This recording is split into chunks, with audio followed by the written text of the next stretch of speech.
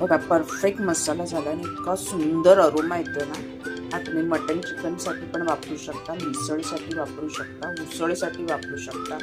चमचमीत झणझणीत आणि एक छान अरोमा.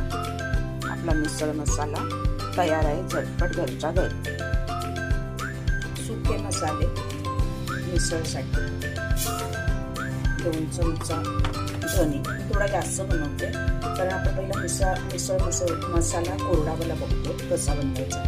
2 चमचे धने, 1 चमचा बडीशेप. हे सगळं छान कोरडं परतून घ्यायचं आहे आणि आम्ही बनवून ठेवणार आहे. म्हणजे जेव्हा लागेल तेव्हा मला तो घेता येईल. आणि मटण चिकनमध्ये पण हा मसाला चांगला जातो. 4 लवंग, काळी मिरी 5 चमचा, एक मोठी वेलची, त्याच्यानंतर जायफळ पाव तुकडा. तर हे घरात काय अवेलेबल असतील ते घ्या. दालचिनी साधारण 1 ते 2 इंच दालचिनी घ्या. जायपत्री असेल तर ती घ्या. जायपत्रीनं माझी थोडा चुरा झालेली आहे. त्याच्यानंतर चक्री फूल साधारण 1 अख्खं किंवा थोडंसं कमी चालेल. अख्खं घेते मी.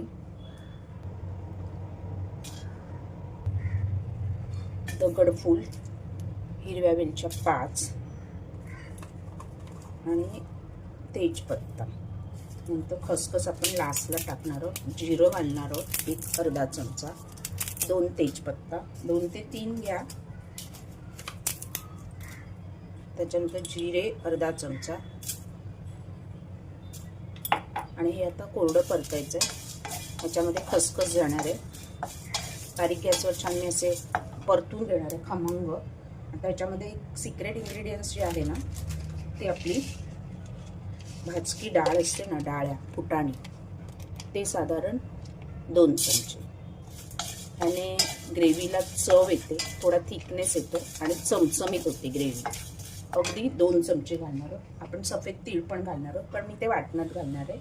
ह्याच्यामध्ये मी कोरडा मसाला पहिला तयार करून घेते. आपला खसखस राहिला. खसखस साधारण थोडा खसखस जास्त घ्या. 1 चमचा घेतला आहे कारण मी थोडा जास्त बनवते मसाला. आणि आता हे छान कोरडे परतून घेते आणि मिक्सरला याची पावडर करून घेणार. मसाले परतताना ना थोडंसं त्याच्यात मीठ घाला म्हणजे ते मिक्सरला वाटताना ना खमंगपणा त्याचा छान असा सुटतो. तर गरम झाले मिक्सरला